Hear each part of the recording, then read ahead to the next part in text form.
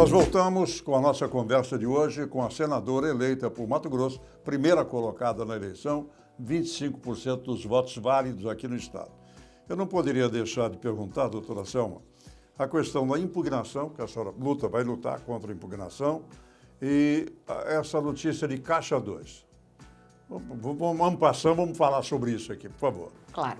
Olha só, a questão da impugnação do nome juíza, né, no meu nome eleitoral, tá, já foi superada. A senhora usou, menos, a senhora pôde usar depois. Tanto que pude usar, né? Pelo menos na primeira instância já foi descartado, salvo engano o Ministério Público recorreu, né? Mas isso não vai fazer diferença nenhuma mais, até porque já foi usado.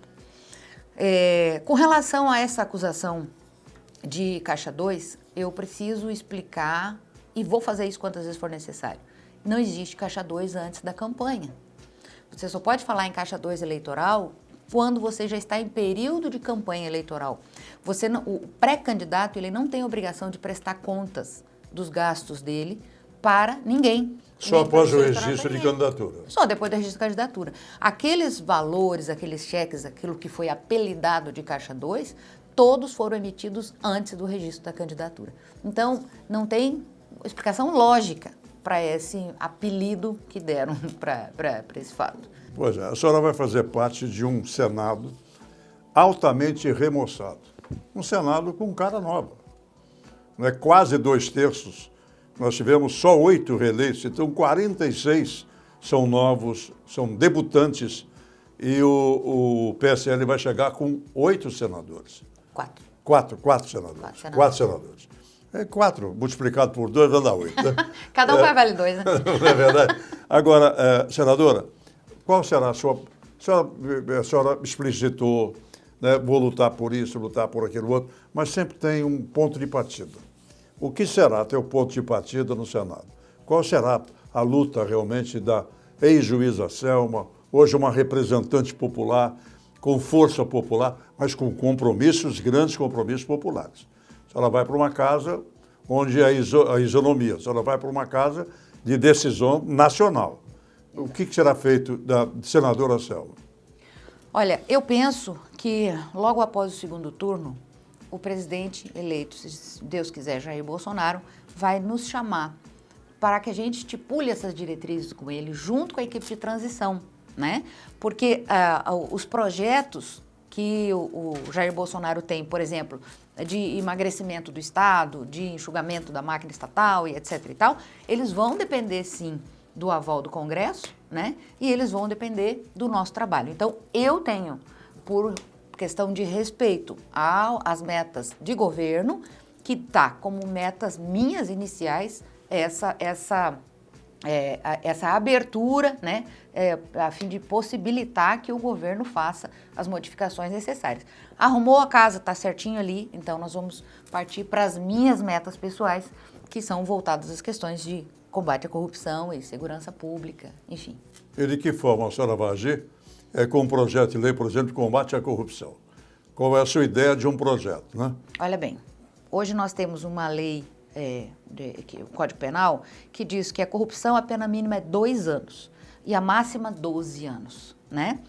Com a pena mínima de 2 anos, cabe cesta básica, suspensão condicional do processo, não cabe prisão preventiva, não cabe um monte de coisa, né? O que a gente precisa fazer é recrudescer esta pena mínima. O que o legislador malandro faz? Ele aumenta a pena máxima.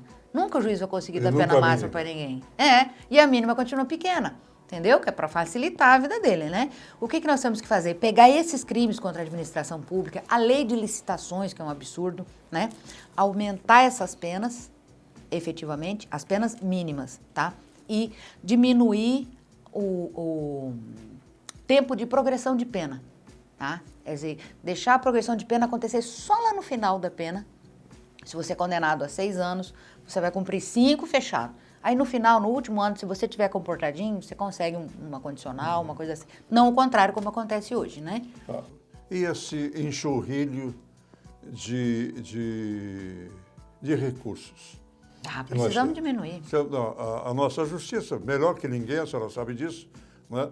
O magistrado é prejudicado, a justiça é prejudicada pelas chicanas encontradas pelos advogados e pelas falhas que nós temos também no direito brasileiro, no Código Penal brasileiro. Como é que a gente pode fazer, ou como é que a senhora lutará para que isso não possa acontecer? Porque hoje nós temos recurso do recurso, recurso do recurso, recurso do recurso, 10 anos de recurso do recurso. Exato. Como é que vai ser? E isso acaba no quê? Na prescrição, né? A maioria na prescrição. Exatamente. Então, o que a gente tem que fazer? Recorreu, suspende o prazo de prescrição, não corre a prescrição. Quando é que você vai ter interesse em recorrer se não corre a prescrição? Você não vai ter mais. Então, são coisas pequenas que você consegue modificar e consegue dar essa efetividade.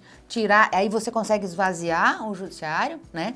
E deixar o judiciário trabalhar com qualidade, pelo menos, porque hoje a gente só trabalha com quantidade. E a senhora vai chegar justamente numa hora em que o código está sendo elaborado e finalizado, né? Então vai poder colocar algumas ideias nesse código, né? Inclusive eu vou lutar para que algumas que já estão lá não se efetivem. Qual? Existe um dispositivo, por exemplo, que fala que o furto, tá, vai depender de representação. O crime de furto vai depender de representação. O que significa isso? A vítima vai ter que fazer uma representação contra o autor do furto. Sim. Agora você se coloca no lugar de uma pessoa que mora num bairro de periferia, cujo autor do furto é o vizinho do lado, é aquele noiadinho que furta todo dia para comprar a droga aqui e ali. Se ele souber que a vítima tem esta autonomia para processá-lo ou não, não vai ser processado nunca. Você acha que a vítima vai querer botar a cara a tapa? Nunca. Né? E a gente sabe que o crime ele é uma crescente. O cara começa furtando, depois vai para roubo, depois ele vai para latrocínio. É assim que funciona. Né? Então, se você não coíbe o furto, não, porque o furto não é grave, o furto foi lá, pegou uma coisa, não teve violência. Na próxima ele vai praticar uma violência. Não pode. Né?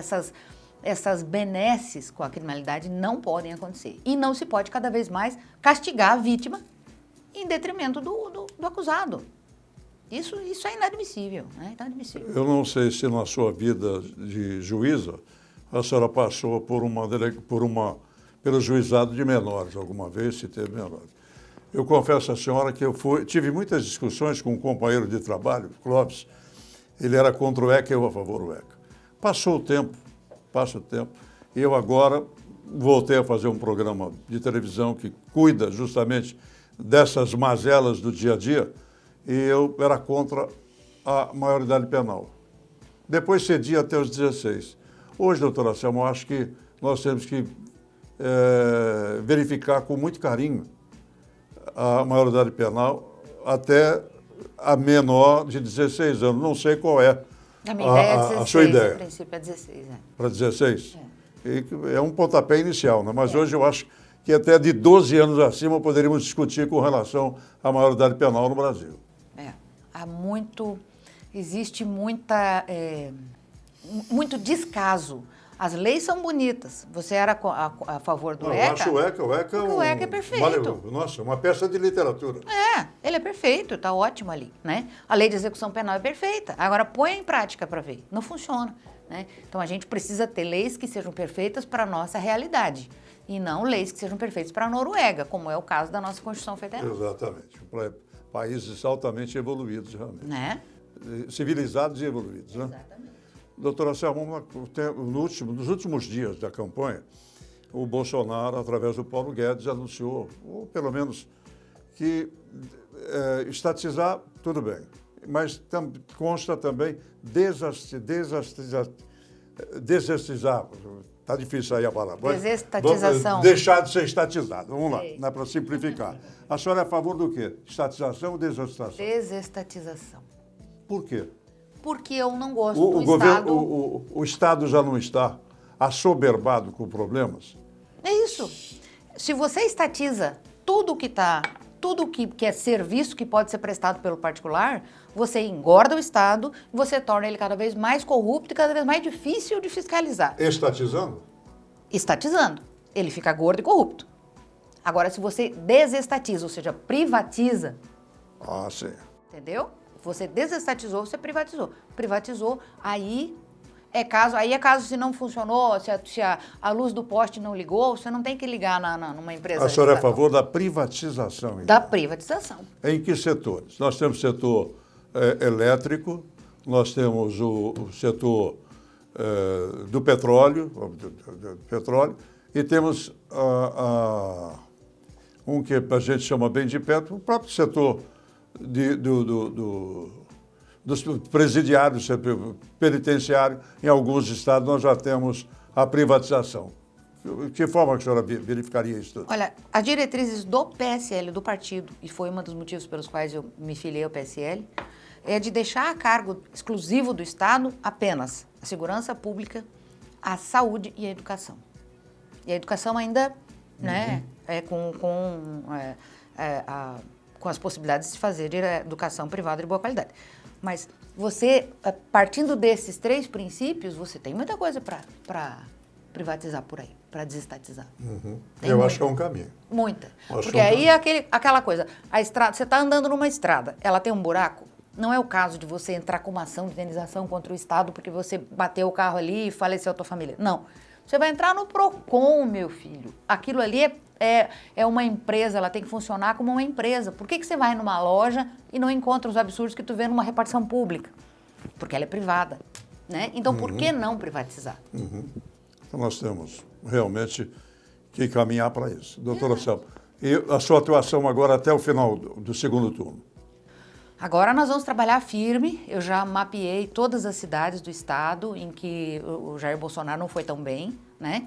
Já mapeei bairros, inclusive, já mapeei aonde ele não foi bem, onde ele perdeu para o PT, aonde foi quase empatado, e nós vamos atacar exatamente esses locais, que é para diminuir ainda mais essa chance de PT conseguir êxito, pelo menos no que depender de Mato Grosso não vai.